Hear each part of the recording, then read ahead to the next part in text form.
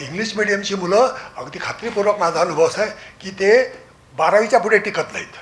फार फार तर ग्रॅज्युएशन खूप झालं, त्याच्या पुढे जे पोस्ट ग्रॅज्युएशन आहे ते त्यांना झेपत नाही. कारण त्यावेळी तुमच्या ओरिजिनल थिंकिंगचा प्रश्न येतो. नुसतं पाठ करणं चालतं 12वीपर्यंत, फार तर 4थीपर्यंतच चाललं पाहिजे, पण आपल्याकडे ते 12वीपर्यंत चालतं की ते प्रश्न आला तसा लिहायचा. पाठ केलेलं संपतं. पण तुम्ही जेव्हा वर जायला लागता तेव्हा तुम्हाला विचार करावा लागतो की आपल्या देशाचं काय म्हणायचं एन्व्हायरमेंटलवर काहीतरी लिहा.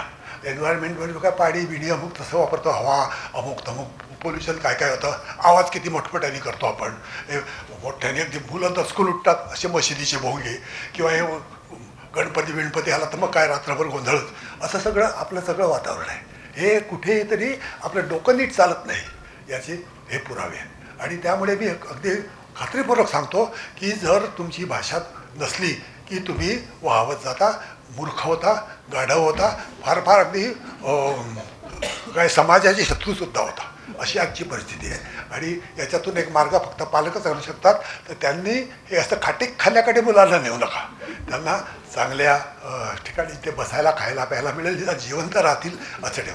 तुम्ही त्यांना खाटीक खाण्यात टाकल्यावर ते नाहीसेच होतात.